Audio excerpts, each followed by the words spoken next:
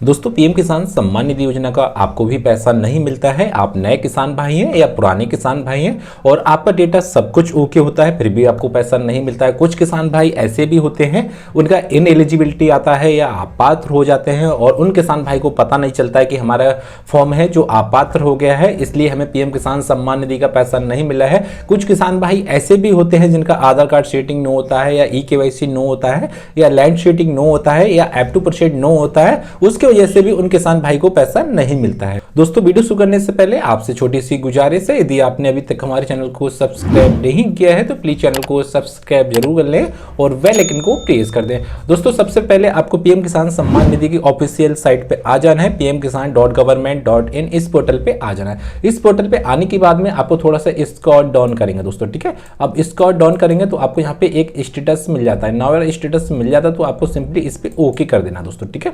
जैसा कि आप इस पे ओके करते हैं उसके बाद में दोस्तों आपको यहाँ पे रजिस्ट्रेशन नंबर मिल जाता है, रजिस्ट्रेशन नंबर डाल देंगे, कैप्चा मिलता है, कैप्चा आपको यहाँ पे फिल कर देना है और जो भी कैप्चा आपको यहाँ से मिल रहा है वो फिल कर देना है और गेट ओटीपी पे क्लिक करेंगे। यदि बाई चांस आपके पास में रजिस्ट्रेशन नंबर नहीं है तो यहाँ से रजिस्ट्रेशन नंबर को निकाल सकते हैं दोस्तों, ठीक है। नए किसान भाई हैं और जैसे ही आप नया रजिस्ट्रेशन नंबर को आप यहाँ पे फिल करते हैं, रजिस्ट्रेशन नंबर को डालते हैं और इनकरेक्ट डेटा आता है या रिकॉर्ड नॉट फाउंड आता है तो दोस्तों आपको टेंशन लेने की जरूरत नहीं है। आपको 2-3 दिन का वेट कर लेना है, 72 घंटे का वेट कर लेना है। उसके बाद में आपका रजिस्ट्रेशन यहाँ से ओपन हो जाएगा, स्टेटस ओपन हो जाएगा और आपका स्टेटस यहाँ से दिखने लगेगा। दोस्तों हमने एक किसान भाई का यहाँ से स्टेटस को लॉगिन कर लिया है। इन किसान भाई का फॉर्म में 2020 में अप्रूवल हो गया है। अप्रूवल होने के बाद में इन किसान भाई को अभी तक एक भी इंस्टॉलमेंट का पैसा नहीं मिला है। अब दोस्तों आपके मन में एक ख्याल आता है कि हमारा फॉर्म 2024 में वेरीफाई हो गया है, 2023 में हो गया है या हमारा 2022 में हो गया है फिर भी हमें इंस्टॉलमेंट का पैसा नहीं मिला, जैसे कि इन किसान भाई को 2020 में हो गया और इन्हें भी एक भी इंस्टॉलमेंट का पैसा नहीं मिला है।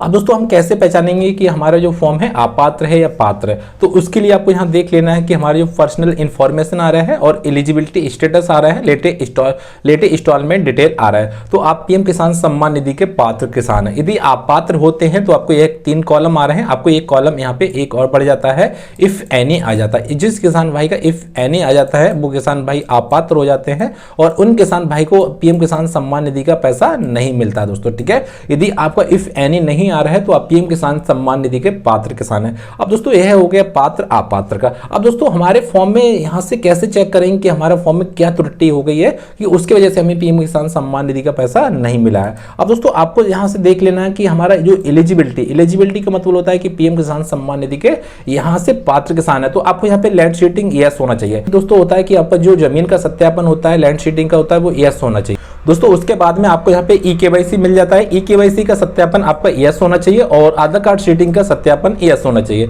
यह तीनों चीजें आपका यस होगा तभी आपको पीएम किसान सम्मान निधि का यहाँ पे पैसा मिलेगा।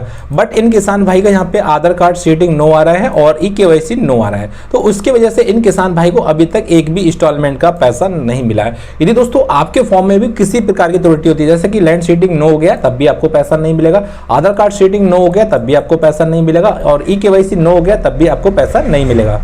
यदि दोस्तों आपका लैंड सीटिंग नो हो गया है तो उसे ठीक कराने के लिए दोस्तों आपको तहसील जाना होगा और इसके साथ में आपको लेखपाल की जो रिपोर्ट होती है अपने डॉक्यूमेंट पे रिपोर्ट लगवानी पड़ेगी, तब आपको तहसील में डॉक्यूमेंट जमा करने पड़ेगा, तब आपका यहाँ से लैंड सीटिंग को यस हो गया है। उसके बाद में आपको यहाँ पे मिलता है ई-केवाईसी दोस्तों पीएम किसान पोर्टल से आप खुद से ही ओटीपी बेस अपना ई-केवाईसी कर सकते हैं, तब आपको पीएम किसान सम्मान निधि का पैसा मिल जाता है। और आधार कार्ड सीटिंग जो दोस्तों नो है, यह समस्या काफी किसान भाइयों को है तो यह समस्या का समाधान दोस्तों आपको न्यू अकाउंट ओपन करा लेना है दोस्तों। न्यू अकाउंट ओपन कराते समय आपको ध्यान रखना है आपके अकाउंट में डीबीडी एक्टिव होना चाहिए और आपका जो आधार होता है वो आपका डीबीडी से लिंक होना चाहिए, खाते से लिंक होना चाहिए, तभी आपका आधार कार्ड सीटिंग यहाँ पे अपडेट होता है। यदि दोस्तों आपने किसी प्रकार का भी इस फॉर्म में अपडेट कराया है, जैसे आधार लैंड सीटिंग का अपडेट करा दिया या आधार कार्ड सीटिंग का करा दिया या आपने ई-केवाईसी का करा दिया है और आप परेशान हो गए कि हमारा 2 दिन में अपडेट नहीं हुआ, 3 दिन में नहीं हुआ, कुछ किसान भाई ऐसे भी होते हैं जो अकाउंट खुलवा लेते हैं उसके बाद परेशान होते रहते हैं कि हमारा अपडेट नहीं हो रहा। यदि दोस्तों आपने पीएम किसान पोर्टल पे किसी प्रकार का भी अपडेट कराया है तो कम से कम आपको 1 महीना लग सकता है, 2 महीने लग सकते हैं, 3 महीने लग सकता है